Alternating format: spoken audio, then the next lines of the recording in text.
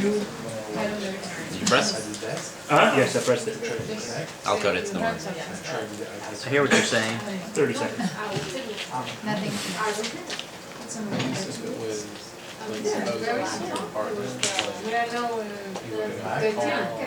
So, Send an email. You mean in front of me now? So it's the topic for this Shabbat? I sent it. the Shabbat we have a few topics. I was thinking of talking about this concept of fear in a few different contexts. I have to pick the one that I'm going to hammer home. Right.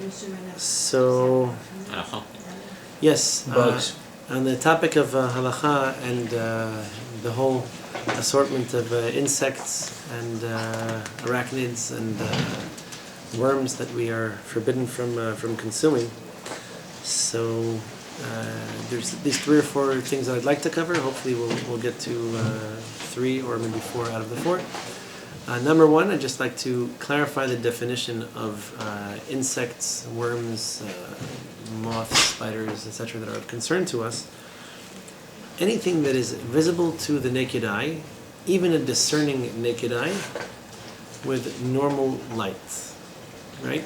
So if I need ultraviolet light or Superman X-ray vision or microscope or binoculars in order to see this thing, halakhically speaking, it doesn't exist. It's the same category as bacteria. There are trillions of them, who cares? They taste great. Let's just get on with life because we're forbidden from eating things that are, visible to us. This discussion doesn't have very deep roots for the simple reason that until they invented the microscope, no one really gave it much thought. It didn't occur to people there were things smaller than what you can see that actually exist, meaning they may have had different ways of referring to different phenomena, but the idea that something could be identified and classified, even documented, without us being able to see it was relatively new. So by the time they invented the microscope, you could see all kinds of things crawling around, for example, on a slice of cheese. That's not to say it's forbidden to eat it. It's only if you actually noticed something big enough to perceive.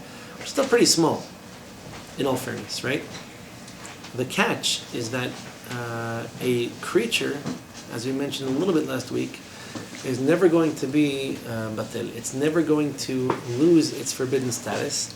So it's not a function of, I take a worm and I throw it into a minestrone that happens to have, 10,000 times the volume of the worm in chopped up vegetables, herbs, and water.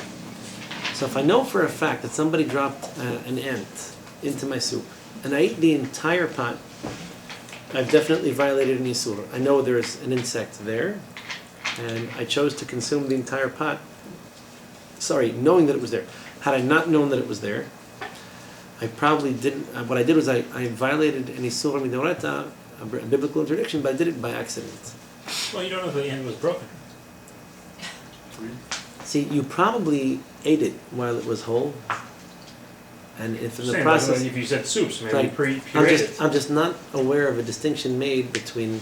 So, if you know for a fact that it was pureed, or it was ground, or it was chopped up somehow, and it was enough that you just pulled off a wing, a leg, an antenna, etc., then it's no longer considered an entire creation, so it loses that status of something that's never going to be nullified in proportion, or void in proportion. So, if that's the case, then if you know that it was damaged to the extent that it lost one of these extremities, you'd be within your rights, if you couldn't find the thing, to revert to the halachot of bitul. So it'll be nullified, it'll be void in proportion. If you do know for a fact that it's there, although yes, maybe in the process of chewing the ant, I might have crushed it and broke it into a few different pieces, that won't exonerate you. You know for a fact that you ate an entire creature, so your chewing is not what's going to change the status of it, halachically speaking. Tangentially, is it a soul to put something like this into your mouth or to actually swallow it? If you're looking to advocate for putting ants in your mouth and taking them out, Just want to see what they taste like. yeah. So the answer is no. As a matter of fact, tasting things that aren't halachically permissible is actually forbidden of itself, even if you're not going to swallow them. It's not a question of a kazai, just tasting is a problem. Anyway, so first things first, it has to be visible. This already squashes the whole concept of these kapepods that people complain about in the New York City tap water. Yes, New York City has a somewhat antiquated system for filtering water. Drink water out of the tap if you're not convinced. It does not mean that the microbes in the water, large though they may appear in a microscope, you can't see them with the naked eye. They simply aren't there, and we don't care, and that's fine. There is such a thing as water that has insects in it.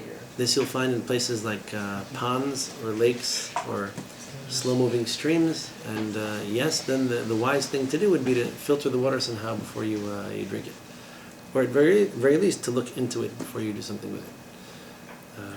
Fine. So that's item number one. This will also apply to items in different stages of development. So if, for example, there's a very tiny worm, and if I let it sit there for a really long time, it's going to grow into a really big worm, the hungry caterpillar. Right? So, great story. Classic. So, the hungry caterpillar. So, if I let this thing grow to the point that it might be really big one day, then one day it's going to be asur. It's not now because I can't see it, and that's fine. I don't have to be OCD about that many details.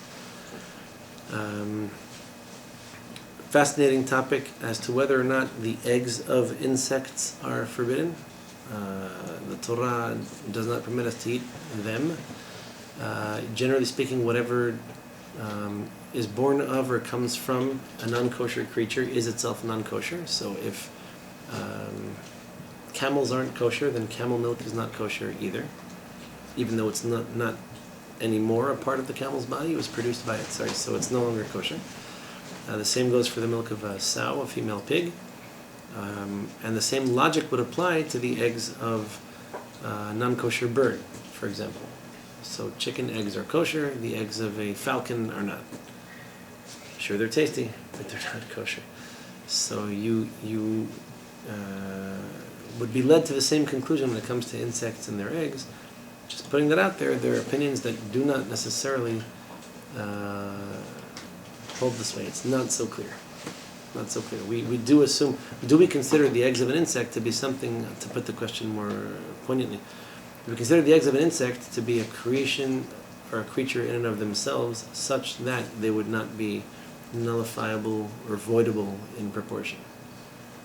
So if I happen to take a date without checking it, just so you know, dates happen to have a preponderance of moth eggs in them, but happen to take a date and not open it and check what's going on inside it, throw it into a pot, and then I later find out that there were insect eggs in it, like I threw in half and I found the other half full of insect eggs, then the question would be asked, do we consider these eggs to be something that cannot be voided or nullified in proportion, or do we not necessarily go that way? I believe, just putting that out there, I believe the majority opinion by the Ashkenazim is to assume that insect eggs can be voided. They can be nullified. So if there were such a situation in which you knew that there were insect eggs somewhere, they wouldn't give it necessarily the status of a moth or a spider or an ant or a worm. And what about Sephardi?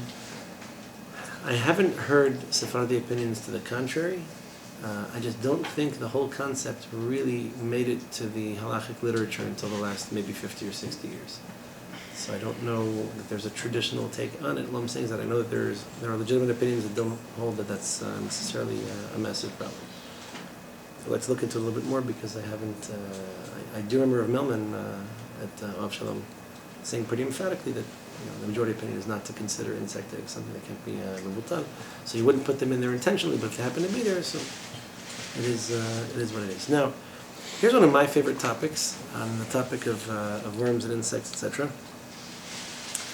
The Torah describes the insects and the creatures. Just so you know, shiretz is a kind of broad word in Hebrew. We have the shmona shiratzim. There are 8 kinds of creatures that we're told explicitly in the Torah are not kosher.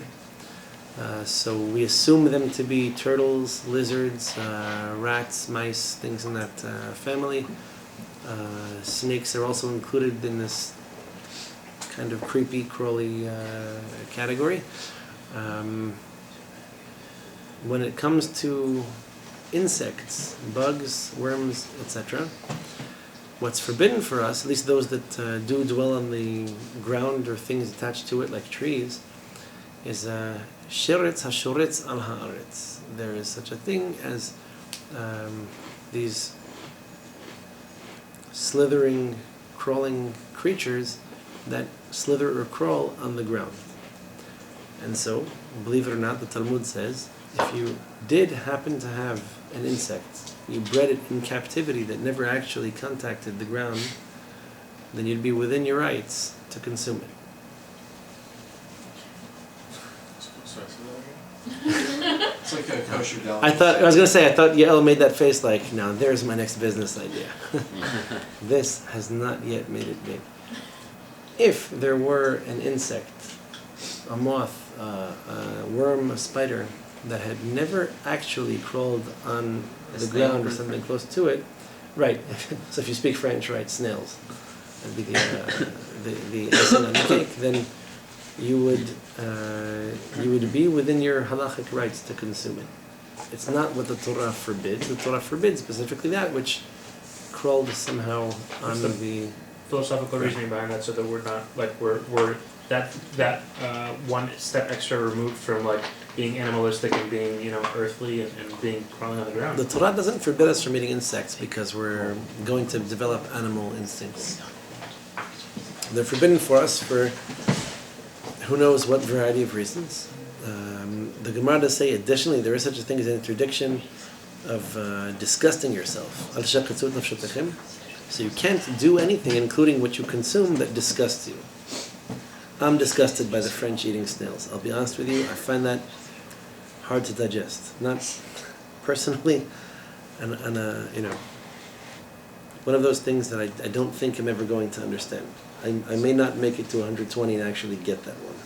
Pretty tasty. Frog's legs. Yeah. Pretty tasty. Okay, I can't speak to that. All I can say is it's not a yitzhar that I have, thank God. We've all got our challenges.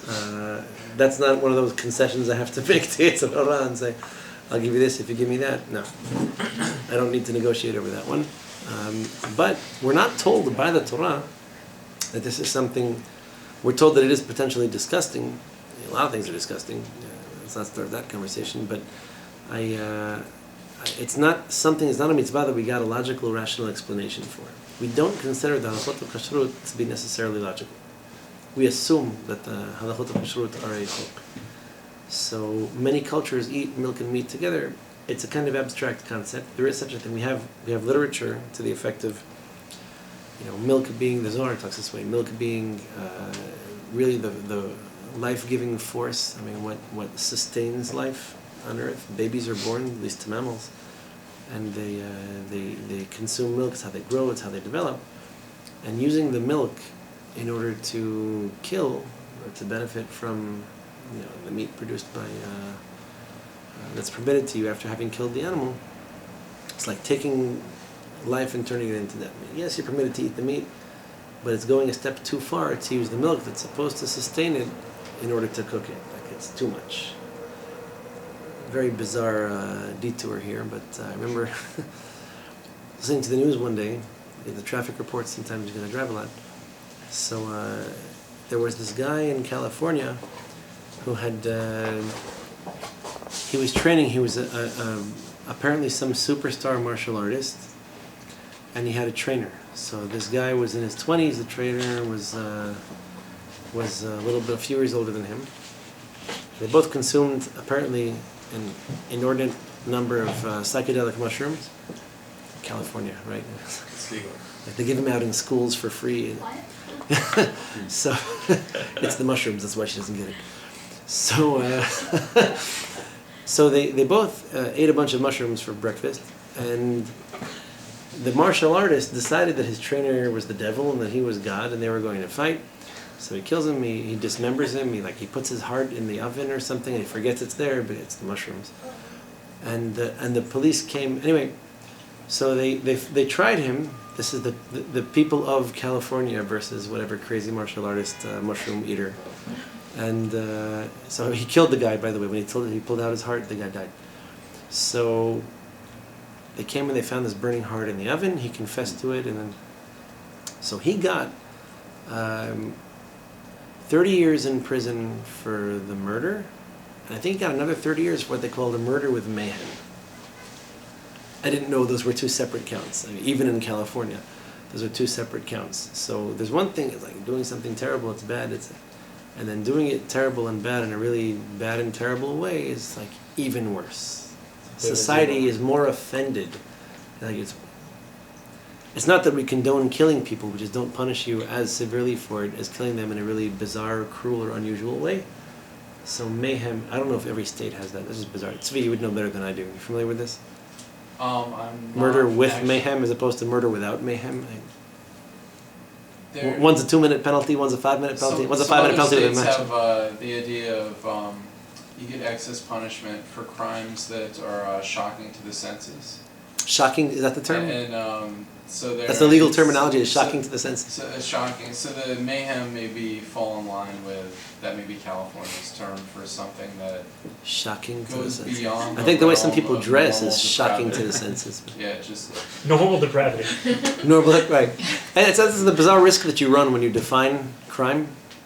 It's like you kind of normalize depravity. And it's the yellow card, red card thing in soccer. You know, it's like Yes, a penalty's a yeah, penalty. it's There's a really bad penalty. If I just shoot someone, it's just not. It's not shocking to the sense. So it's almost like we give you a discount for just shooting someone normally, and then we charge you interest for shooting him in a bizarre, cruel, or unusual way. Like it's not cruel or bizarre or unusual. I don't know. I guess yes, but then we're back to negotiating with the devil again. Like, you know, give us the normal criminals, we'll give you the really crazy ones. I didn't mean to totally derail. I Yeah, just no. wanted to understand why there would be some different ruling for a spider growing in a cage. So we don't have With a philosophical we don't have a rationale for these mitzvot. Don't assume that we don't eat insects because they're disgusting. What's my proof to you? That there are 4 kinds that are kosher. Not like this. Not so. You gotta buy some. No, wait, admit that you eat them. We have locusts, grasshoppers, right? They're described by the Torah as the solam, the hargol, the arbeh, and the chagav. Generally referred to as chagavim. I don't know why that's the overarching category. They eat plants or something. They eat plants. All kinds of vegetable matter. They'll eat That's all anything. they eat? And some of them are pretty big, just so you know. Do we still eat Big, them, like or- big. The I heard in Moroccans, Morocco it was done. the Moroccans and the Yemenites ate them. Protein. Apparently they fell out of favor in Morocco around the time of the Or HaChaim HaKadosh, so approximately 200 years ago, 250 years ago. My dad told me that still, I mean, not 200 years ago, but some would still eat them actually. They were still eating. So the Yemenites in some parts of Israel still eat them, and in Yemen I'm told they still do too. But that's not to say that they are the least disgusting of the insects. Again, if I had, is that nasty with mayhem or nasty that's shocking to the senses? You're eating an insect. Why does the Torah permit this insect and forbid that one? I don't know. Are cockroaches universally unappealing? If you live in New York, Well, some maybe eat them. yes. Go to China. Yeah, in China I'm sure they're like a dessert. I couldn't tell you. All I can say is that these mitzvot don't necessarily have a rationale to them. It's possible that you're doing something nasty and disgusting, and that you'd be potentially punished for, but not in a court. We don't give lashes in a beit din for being nasty. And we'd be busy beyond belief if that were the case. Because I think we just it'd be burdensome on the beit din system to lash everybody who's nasty. But there is no punishable offense in eating an insect that never actually crawled on the ground. So, I know some of you have been waiting for the halachic practical angle on this. If I happen to have a box of dates, let's say, I notice in this box of dates that there were some moths or insects. Okay? David, you're drooling. Clean the... So there are moths or insects inside this box of dates, and the box is sealed. Okay? I may have no requirement whatsoever to actually check them. But how do I know if the insects were born in What's the it box made? or before being in the box? So, What does it mean, made? Yes or no? I want these moths. right, everybody's all excited about this. So, let's make this a little bit less hypothetical. Okay? I decide to take Shlomo out to a farm up in Oakland, New Jersey, and we pick apples. And we check these apples on all sides for any holes or penetration of worms, apple-eating insects, etc.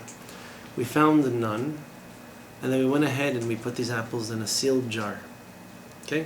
Pretty much hermetically sealed jar. And then, much to our delight, within a couple of weeks, we see worms crawling on them. Right? So I'm not even going to look, I'm just going to eat. I don't need to check this thing for insects. I say this kind of smiling, but really serious, because maybe this is one of the potential ways in which we can exercise our obligation to judge people favorably. So if I'm in somebody's house and they open a box of dates, and those dates happened, maybe they did or maybe they didn't, but I'll check the ones that I eat. If they don't check the ones they don't eat, not necessarily true that they're violating a biblical interdiction. There may not be insects in there, and second of all, even if they are, they may not be forbidden if they've never crawled on a tree attached to the ground, for example. They didn't. They only developed there afterwards. We don't rely on this ideally, right? There are a couple of concepts here. One is that it's a sfika, it's a kind of double doubt, but it relates to something forbidden midoraita. Ideally, if you can check, you do. Where you know for a fact it's not a problem, then you do what you want or what you need to. But if you did manage to cultivate, I'm not suggesting intentionally, but if you manage to cultivate insects inside a jar, in nuts or in fruits or vegetables, a bag of beans, if you assuming, let's say, you could ascertain that they were not there when you pulled them off the ground or off the tree or off the plant, then they wouldn't be forbidden, yeah. So is that the case? Why, if you have a fruit that is looks fine from the outside, you still have to open it before you eat? So my question is, what does have to mean? What's the nature of your obligation to check these things? Or, asked a little bit more polemically, what is everyone else violating if they don't do this? Right? So sometimes you ask the halacha question, what's the right way to do something? There is an important exercise in asking what's wrong with, or what's the wrong way of doing this, or how can I violate this interdiction. Give you an example of this. We were in yeshiva. One of the rabbis there was very, in a good way, he was challenging. He would ask these polemical questions. He would say, my chiloni aunt, my secular aunt, just baked me a sponge cake. Why is it asur? Is it asur? And if so, why? She baked it in an oven that was probably... So we had a discussion about the ovens. Probably she preheated the oven. I've never heard of a cake that you bake from 0 to 350 degrees over the course of an hour or two. Usually you heat the oven to a certain temperature and you put the batter into the oven and it bakes this way. If she preheated the oven, what did we say about ovens and using them for milk and meat? It's not Has to be, ideal, of be course. remote. Right. So pyrolysis. Effectively, she's burned out whatever taste is in there. Rov kirim enam b'nei umam. We have such an assumption halachically that most people don't use all their utensils every 24 hours or less. So who bakes every single day? A bakery bakes every single day. You bake bread today, some of it might be left for tomorrow. Okay, so chances are she reheated the oven. Chances are whatever was in there after 24 hours was no longer valid or viable or producing any productive, positive tastes. What could be wrong? The eggs. So maybe we need to check the eggs. We'll talk about that in a second. What's the suspicion? That there might be a piece of blood inside the egg. So chances are the eggs that the chickens laid today are not fertilized eggs. And so if that's asur, it's, let's say, midrabanan. The sugar is from Mauritania. The vanilla is from some laboratory. If it was real vanilla, it would be They from probably both have an OU on the box. Madagascar. No? Huh? Probably both have an OU on the box. Yeah, who knows? But maybe they don't even require one. So, Might what not could be be the beneficial. cocoa is from some plantation in Central or South America. Long story short, it's really hard to say this is forbidden and here's why. Am I suggesting you eat it ideally? Whatever. I can't go so far as to say everybody should. I'm not giving my hashgacha to your secular aunt. All I'm saying is that we jump to conclusions and we draw these conclusions that have a lot of halachic consequences to them about people that may not be doing anything wrong. So if someone doesn't check, for example, their beans or their fruits or their vegetables for insects, I can't say for sure they're eating them. Maybe the requirement to check them is, maybe it's rabbinic, in order to avoid violating some biblical interdiction of consuming such insects, assuming these insects, developed while the thing was still attached to the ground, which maybe. There's a little bit of a doubt. I don't know if the insects or the worms or the ants developed there or elsewhere. And I don't know for a fact that they're there, even if the whole discussion might not be shach. Till you see somebody with a toothpick actually pick up an insect and eat it, you're on the defensive when it comes to accusing someone of doing something wrong. So, going back to the toothpick, I want to start a new business. Can I grow snails in a box or a cage and sell them with an OU on them, or is it still not allowed min Rabbanan? So it's an interesting question. The only rabbinic interdiction you could find to such a thing would be marita ayin. People are going to see me eating snails and say, I thought he was a rabbi. I didn't know. Either that, or I guess it's permitted because the rabbi's eating it. So who am I to say no? Ben Pakua is the same reason. So no, Ben Pakua is the exception. If the Gemara actually says explicitly that it is permitted. So here's the question, and this does happen. Just so you know, usually it's relatively early stage, but it does happen. What happens if a cow ends up at the slaughterhouse and she happens to be pregnant? Okay.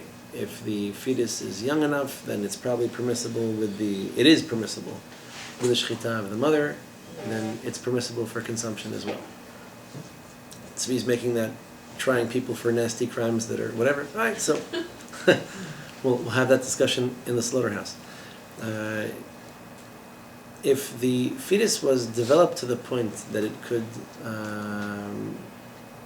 could survive, and not survive independently. So if it could survive independently, we might associate the status of independent with it, and so its mother's shechita would not necessarily have rendered it permissible for consumption. Let's assume it's a calf, because calves are born 50, 60, 80 pounds. I mean, they have big calves out there too. So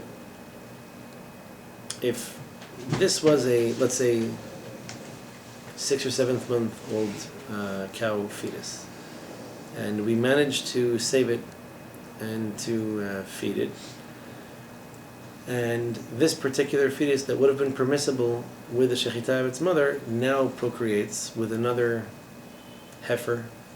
Let's assume an online dating service. I found a heifer that was not born but in the womb of a cow that had been slaughtered, etc. Then their offspring would not require shechita. You have a calf, basically a male, that had shechita done for it while it was still dependent on the mother, and then we artificially kept it alive. Same thing with the heifers. So their descendants, forever and ever, at least from each other, would not require shechita. So the Gemara says, no, why don't we forbid such a thing? Because people might see it and say, hey, why is Ayash tearing that cow's ear off and eating it now instead of doing shechita? I said, no, it's a ben pakua. It was born, meaning it was inside of a cow that was already slaughtered. So the Gemara says, no, even your marita ayin doesn't apply to this case. You might be tempted to say, how can you do that? Put the gun down. That thing requires shechita, and our answer is going to be, no, it doesn't. So the Gemara says, but why don't you suspect that people are going to see this from a distance and say, hey, that's nasty, or this guy's not observant, or he's observant, I'm not more observant than him, what am I doing with my knife? I may as well shoot it too. So the Gemara's answer is,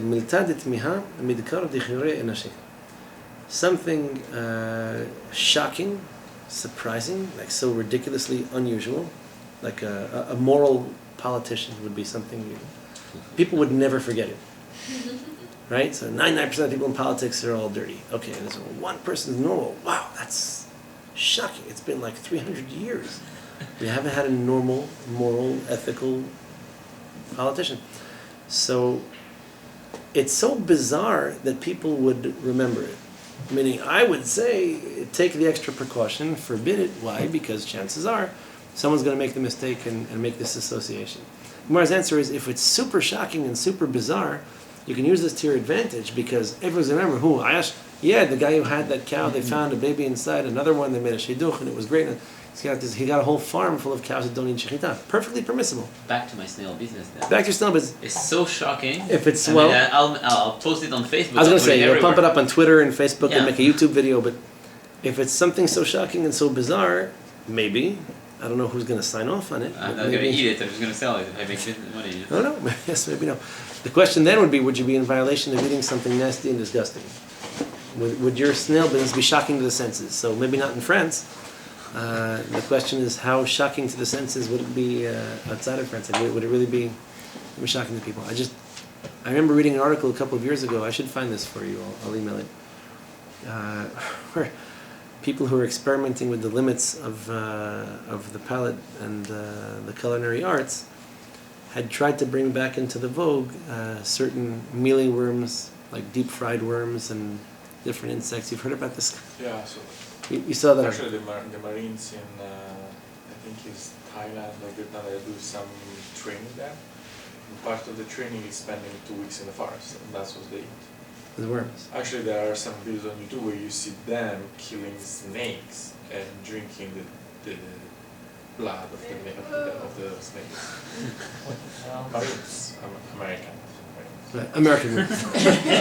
Let's make it clear. Because crawling on your hands and feet and eating Yeah. insects is only for the French. Italian The Americans only do it as part of their military training. It's like a requirement. Italian army rather is a ram rather than a snake. You're assuming Italy has an army to speak of. In order to surrender, they'd have to actually have soldiers. Exactly. Yeah. Yeah. So the joke about the Italian military back in the day was that they could sell it. Well, these jokes go on all the time, but right. Yes. They could sell all their guns as never been used, only dropped once. So, it's not the ideal kind of situation. But what's another halachic application for this, aside from Yohan's business in raising badats, kasher mahadrin snails for those who want to consume them? Think along these lines. As a rabbi, I find these things and I say, my goal is to judge people favorably. I have to assume they're not violating anything. If they're violating something, it's by accident, and if it is, maybe it's rabbinic and not biblical. And you have to do these mental and spiritual calisthenics in order to not exclude people from those of us who, like to believe we keep the Torah and the mitzvot. So, in the case of the fruits and the vegetables, it's much harder to do this with leafy greens. Just so you know. They have a very short shelf life. They go brown very quickly, and from the time they were picked until the time you consume them, chances are, if there's anything in there, and here's the other tricky thing, it's probably dead, which doesn't help. So if your cabbage or lettuce is refrigerated, there may well be insects in there that are dead. They won't leave if you yell at them. For example, you might actually have to peel off leaf by leaf and have them look at them in the sun, so they wouldn't know. What's the nature of the obligation to perform such a check is a good halachic question. If it's a potentially biblical interdiction that you're going to violate, then this inspection would be perhaps rabbinic in order to prevent you from violating the biblical concept. If the chances are there are no insects there, and you're doing this as a stricture, maybe it's more a question of what's customary, what's done by people who are observant and try to avoid eating insects that they don't even know are there. And then the question becomes, what's the status of people who don't do this? And what do we require in, for example, our restaurants? Because you and I are going to be paying for this. I don't go to restaurants all that often, but if you go to a restaurant, you're paying for the mashgiach. The mashgiach probably makes a pretty decent salary. Most of them do. I mean, they're people, they're typically married, families. So, are we paying for, let's say, an extra mashgiach whose whole job is just sit there checking lettuce or parsley or mint leaves, etc.? So the answer is often enough, yes, we are. Today, all of the Kashrut certifying agencies will require you to check vegetables. In fact, I think the KAJ is the only organization that actually forbids anyone in any of their facilities, any institution under their hashgacha, from using any fresh fruits or vegetables. It has to be frozen. Just found this out this week when I was on this topic, and investigating this whole concept of the protocols and procedures of most of these kashrut certifying agencies. Like it's a category of eating something that is nasty. Well, nasty for different reasons, yeah. Well, just because it's kosher doesn't mean that it's recommended. That's something else. But most of the other agencies do require there's a certain procedure for checking vegetables, and this is probably what the mashgiach does. So if a place sells, for example, hamburgers, they probably have a mashgiach on site all the time who does nothing but check lettuce. At least he checks the whole batch for the day, and that's as much as they have to go through, and that'd be it. But we do pay for it. So you're paying for it because it's necessary. You're paying for it because it's stricter. That's the question. Yeah. If you don't have questions, I think we have to go. Yeah. No. Okay. Sure. So it's done. It's recommended. I suggest you do it, and I suggest you not judge too unfavorably people who aren't in the habit of checking things. But it's definitely a recommended practice. Try it, and you'll be surprised by what you do find in some of these things. Then you'll think about it a little bit differently. That's pretty sound advice. Have you had any questions on the topic of the insect farm? Yeah. Just real quick, going back to the beginning, where do we get that it has to be, if it's not crawling, then it's okay? The Torah says that the insects that were forbidden from eating is, kol hashoretz hashoretz al haaretz. These insects that crawl on, literally crawling creatures that crawl on the ground, on the land. So do we have somewhere? So when it says if they have not, so if, for example, you know for a fact that there's an insect, like an X-ray of an insect inside an apple that never came out. But how do we know it's not just a descriptive term that generally that's what this living thing does, is it crawls on the ground, but it's not that that's the we generally requirement. speaking don't interpret psukim on our own. We have the Gemara do that for us. So if we have a tradition that says this is what it is, this is what it is. We might be tempted to come to other conclusions, but if the Gemara itself said this is permissible, even though it's in the Torah says forbidden, so we adopt the interpretation of the Gemara. I could tell you logically I would have come to another conclusion myself. Were it not for the fact that the Gemara said it, that's how we hold. We have a few examples of psukim that seem logically to imply one thing and then we understand them to mean something else. We just accepted those conclusions and put them in the Gemara. Right, so we got something. Simon? I was going to say Simon.